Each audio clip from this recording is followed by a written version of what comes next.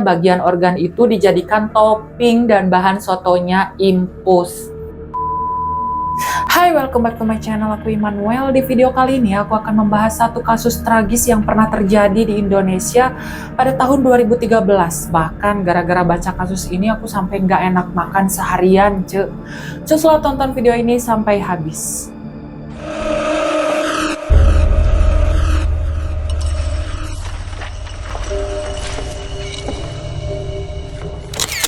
Pada hari Selasa tanggal 5 Maret 2013 sekitar pukul 7 pagi, petugas PT Jasa Marga menerima laporan dari warga sekitar tentang penemuan jasad yang tersebar di Tol Cawang Cikampek.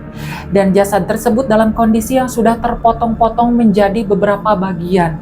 Kemudian pada tanggal 6 Maret pukul 19 malam, polisi berhasil menangkap pelaku pembunuhan itu berdasarkan keterangan saksi yang sempat melihat dan berpapasan dengan mobil angkot yang dikemudikan Impus. Pelaku tampak melemparkan bungkusan plastik yang mencurigakan dan dia adalah Beungeut Situmorang. Beungeut Situmorang atau kita sebut aja Impus merupakan warga asal Samosir, Sumatera Utara yang lahir pada tanggal 7 Maret 1977. Dia merantau ke Jakarta dan bekerja sebagai seorang sopir Metro Mini. Impus memiliki istri namanya Rohini yang dinikahinya pada tanggal 27 November 2000. Dan dari hasil pernikahan itu mereka dikaruniai 2 orang anak. Cuma ya itulah dia, si Impus kan emang pada dasarnya suka serong sana, serong sini. Jadi nggak bisa gitu kalau nggak lihat yang bening-bening. Sehingga ya dia selingkuh lah sama perempuan yang namanya Darna Sari Astuti. Selain itu, Impus juga orang yang temperamental, suka KDRT sama Rohini. Jadinya selama pernikahan itu, Rohini sering banget tuh dipukulin, sampai-sampai aksi tersebut sempat dilaporkan pada tahun 2009, tapi ya lagi-lagi dicabut laporannya. Kalau udah dicabut gitu, bukannya malah tobat, diulangin lagi KDRT-nya. Sampai mata sebelah kirinya Rohini gak bisa lihat gara-gara saking brutalnya tingkat KDRT-nya si Impus. Sampai akhirnya, ya udah, Rohini benar-benar memutuskan untuk pisah dan bercerai secara resmi di tahun 2011. Rohini kan cus tuh tinggal sama anak-anaknya, si Impusnya kemana? Kawin lagi dia sama perempuan yang namanya Darna itu. Dan pada bulan September 2012, Impus berkenalan dengan seorang perempuan bernama Tuti di terminal Kampung Rambutan. Karena kan Impus profesinya sopir Metro Mini. Dan Tuti yang pada saat itu berprofesi sebagai penjual jamu gendong. Lambat laun keduanya semakin dekat karena kan tiap hari Impus mangkal di sana, Tuti juga mangkal di sana, sehingga akhirnya Impus menjadi salah satu pelanggan tetap jamunya Tuti. Perkenalan itu pun terus berlanjut hingga sekitar bulan Oktober, Impus mengajak Tuti untuk bekerja sama. Cusce bisnis bareng di rumah kontrakan Eke, kata si Impus. Setelah berunding, akhirnya diputuskanlah mereka akan membuka usaha warung soto di rumah kontrakannya Impus di Ciracas, Jakarta Timur. FYI, si Impus ini kan udah punya istri dari pernikahannya yang kedua ya. Nah, tahu tabiat suaminya suka jajan-jajan di luar. Si istrinya ini westway. Dan dia juga tahu hubungan antara Impus dan Tuti semakin lama semakin dekat hingga Impus dan Tuti sering melakukan hubungan 1, 2, 3 hore. Layaknya suami istri. Padahal si Darna lagi ada di rumah juga loh. Si Impus kan buka warung soto. Nah, FYI, warung sotonya itu buka 24 jam non-stop. Udah ngalah-ngalahin pom bensin. Tapi yang jaga tukeran, misalnya malam ini yang jaga si Tuti, berarti Darna tidur sama Impus. Besoknya Darna yang jaga malam, nah giliran Tuti yang bobok bareng sama si Impus. Jadi gilir-giliran gitu. Kenapa kok bisa warung sotonya buka 24 jam? Nah, si Impus ini ternyata bukan cuma jualan soto doang, dia juga jualan tuak. Ya semacam minuman keras lah. Ya logika aja, emangnya siapa juga yang mau beli soto tengah malam sundel bolong? Silakan, Ce. Dan si Impus nih sering sekali cekcok sama Darna, sementara si Tuti cuma nontonin aja mereka berantem gitu. Biasanya Impus sering sekali mencurigai Darna punya selingkuhan katanya. Selain sering cekcok, Impus juga sering kali melakukan KDRT sama Darna juga. Ya dipukul lah, ditendang lah, pokoknya udah yang macem-macem deh. Dan pada tanggal 24 Februari 2013, sekitar pukul 22.00, Impus tiba-tiba memberikan minuman anggur ke Darna. Dan memang hal itu disengaja sama si Impus untuk membuat Darna mabuk dan mengakui jika Darna punya selingkuhan. Tapi meskipun udah dicekok sampai si Darna teler, tetap aja Darna ya gak mau ngaku. Gak ada mas, aku gak pernah selingkuh katanya. Pokoknya terus aja keke disuruh ngaku. Si Impus yang kesel gak dapet jawaban yang sesuai dengan yang dia inginkan, kemudian menyeret Darna ke kamar mandi. Kemudian Darna ditelanjangin dan diguyur. Abis diguyur langsung diseret lagi ke kamar, kemudian Darna didorong hingga jatuh terlentang. Si Impus sempat nyuruh si Tuti beliin tali plastik. Kemudian pas talinya udah dapet, tangan dan kaki Darna diikat pada ranjang tempat tidur dalam posisi terlentang dan kakinya dibuat ngangkang. Udah gitu aja? No way. Si Impus ini mengepalkan tangan, kemudian kepalan tangannya itu dimasukkan ke, mohon maaf, lubang nerakanya si Darna. Ya Darna teriak-teriak lah kesakitan. Namanya tangan dikepal kan ya, segede kepala bayi, dan bukan cuman ya udah dimasukin doang, dimaju mundurin. Dan itu dilakukan berkali-kali sehingga Darna teriak kesakitan. Kurang puas pakai tangan, kemudian diambilnya botol air mineral ukuran 600 ml. Habis itu dimasukin ke lubangnya sampai botol itu masuk setengahnya. Kurang puas lagi, botolnya dikeluarin, abis itu diisi pakai air panas. Air panas yang masih mendidih, terus dimasukin ke dalam botol, abis itu dimasukkan ke lubangnya si Darna. Dengan sisa-sisa tenaganya, Darna masih bisa teriak kesakitan, apa gak miris liatnya.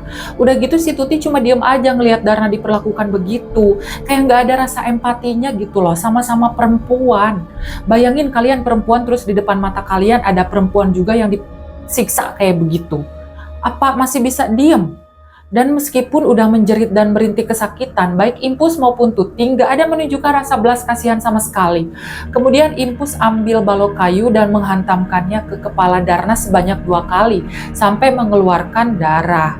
Kemudian wajah Darna juga dipukul sampai giginya Darna patah, lalu kaki dan tangannya juga dipukul. Tubuh Darna nih udah babak belur sedemikian rupa hingga Darna tak lagi menghindar ataupun melakukan perlawanan. Tapi kondisinya masih belum meninggal ya. Kemudian pada tanggal 2 Maret 2013, si Tuti sempat masuk ke kamar tempat Darna terbaring dengan maksud mau ngasih makan. Jadi sejak dari tanggal 24 Februari sampai 2 Maret itu, ya udah Darna terentang aja, diikat dengan tidak berdaya dan nggak bisa kemana-mana. Dia terbaring di sana, makan di sana, pup di sana. Cara penyiksaannya hampir mirip dengan kasus Junko Furuta di Jepang, tapi kalau Junko itu lebih gila lagi. Hingga akhirnya tanggal 3 Maret 2013, pada saat Tuti masuk ke dalam kamar mandi, tiba-tiba saja Tuti mencium aroma yang tidak sedap, dan Tuti mencoba menelusuri asal bau itu dan ternyata berasal dari kamarnya Darna. Disamperin kan sama si Tuti, kemudian dia laporan ke si Impus. Dicek sama si Impus, dicoba dikasih minum, tapi air yang dituangkan ke dalam mulutnya si Darna ini tidak menunjukkan tanda-tanda kehidupan. Jadi nggak ada respon dari tenggorokannya gitu, airnya udah nggak bisa masuk lagi ke tenggorokannya. Dan di sanalah mereka baru menyadari kalau Darna sudah meninggal. Si Impus kemudian menyuruh Tuti untuk mengambilkan pisau dan gilanya, perutnya Darna dibelek sama si Impus. Hal tersebut dilakukan untuk mengeluarkan isi perut Darna dan pas daleman perutnya diangkat keluar, ternyata malah menimbulkan bau yang semakin busuk. Si Tuti ini sempat disuruh ke warung buat beli plastik, dan pas udah ready nih plastiknya, itu segala jeroan dimasukin ke dalam kantong plastik, abis itu diikat. Nah setelah isi jeroannya dikeluarkan, si Impus nih mau memotong tubuh itu menjadi 2 bagian, tapi ternyata pisaunya kekecilan. Terus Impus nyuruh Tuti untuk, tolong ambilin golok di bawah bangku warung katanya. Kemudian tubuhnya Darna dipotong-potong mulai dari paha, kemudian dagingnya dimasukkan lagi ke kantong plastik. Setelah beres nih, udah di packing semuanya, Impus kemudian sempat keluar dan kembali lagi membawa mobil angkot Suzuki Carry yang dia sewa dari kenalannya yang bernama Oki dan Martin seharga Rp250.000 dengan alasan mau ngangkut barang dagangannya cenah. Impus dan Tini, kok Tini si Tuti, kemudian memasukkan beberapa kantong plastik itu ke dalam mobil. Pergilah mereka berdua naik angkot untuk membuang beberapa kantong plastik itu subuh-subuh. dan tubuh jasad itu dibawa masuk ke tol Cawang Cikampek melalui Jalan Taman Mini, kemudian keluar Pondok Gede lalu mengarah ke Jatiwaringin. Dan pas masuk di tol Cawang Cikampek, Impus menyuruh Tuti untuk melempar kantong-kantong plastik itu di beda-beda tempat. Jadi nanti selagi mobil itu melaju, lempar. Jeda dulu agak jauhan, lempar lagi, begitu terus hingga bagian kepalanya dibuang terakhir. Dan ternyata ada 2 orang kenalannya Impus yang sempat ngeliat dan papasan sama mobil angkotnya Impus, dan mereka adalah Juhadi dan Yusuf Effendi. Kelihatan tuh dari dalam mobil angkot itu kayak ada kantong kresek yang jatuh katanya. Barulah di tanggal 5 Maret jam 7 pagi masuk laporan dari beberapa warga ke petugas PT Jasa Marga bahwa ada penemuan mayat yang tersebar di beberapa titik. Dan kresek-kresek berisi potongan tubuh manusia itu tersebar di 6 titik di kilometer 0+200 ketemu kaki kanan, kemudian di 1+200 tangan kanan, di 2+200 tangan kiri dan dada kiri, nah di 2+600 bagian usus dan organ-organ dalam, di 3+300 kaki kiri, dan terakhir di 3+800 kepala. Bener gak sih penyebutan angka kilometernya? Koreksi kalau salah ya. Nah, kan angkotnya si Impus pernah sempet papasan sama Juhadi dan Yusuf Effendi kan. Awalnya mereka emang nggak ngeh, ngiranya itu barang jatuh aja. Tapi pas mereka lihat berita bahwa ada penemuan jasad di beberapa titik di tol Cawang Cikampek, ya mereka langsung curiga. Udah nggak salah lagi soalnya ciri-ciri kreseknya mirip sama yang dilempar dari angkot yang dibawa sama si Impus. Dilaporin lah, Cek, kemarin kita lihat angkot tuh kayak ngelempar kresek gitu, kayaknya kami curiga angkot itu deh Cek pelakunya, soalnya kami kenal sama Dese katanya. Yowes, nggak butuh waktu lama, besoknya tanggal 6 Maret jam 19.00, polisi berhasil menangkap Impus dan Tuti. Kan sempat ditanya tuh, kata polisinya, ih Cek, kenapa kok kamu potong terus kamu buang di tol gitu? Dijawab sama si Impus, ya kalau dibuang ke tol biar pada digiles-giles mobil yang lalu lalang kan pasti bakal sulit diidentifikasi, say. Gitu katanya. Nah, udah dikumpulin kan potongan-potongan tubuh itu buat diperiksa dengan teliti gitu. Ada yang aneh juga ternyata. Loh Cek, kok ini potongan-potongannya bisa rapi ya? Dia kok kayak bisa ngikutin arah serat-serat dagingnya ya? Bisa tahu gitu bagian-bagian mana yang otot-ototnya susah dipotong kisana. Dan ternyata pas dicek, organ bagian dada dan bagian perut itu ada yang nggak lengkap. Tapi pas disisir lagi di rute Impus ngebuang potongan jasad-jasad itu nggak ada. Dan gosipnya katanya bagian organ itu dijadikan topping dan bahan sotonya Impus. Siapa yang pernah makan di sana, ayo? Warungnya ada di Ciracas, cus, yang pernah mampir ke sana siapa tuh? Berkat aksi bejatnya, Impus dituntut hukuman mati oleh jaksa penuntut umum. Namun setelah beberapa kali mengikuti sidang, Impus meninggal dunia karena penyakit paru-paru basah. Nggak jadi dihukum mati. Orangnya udah nggak ada, udah nggak bisa diadili lagi, ya udah gugur. Tapi karena meninggalnya Impus, keluarga dan juga kuasa hukum Impus sempat menuntut jaksa dan juga hakim. Intinya gini, dia kan ditangkap pas lagi dalam keadaan hidup. Ya dia harusnya balik lagi pas keadaan hidup dong, jangan dibalikin pas mati, ya udah gitu aja. Gitu katanya. Sementara Tuti karena perbuatannya, dia dihukum 14 tahun penjara. Well, itulah tadi kasus penghilangan nyawa yang terjadi pada tahun 2013 lalu.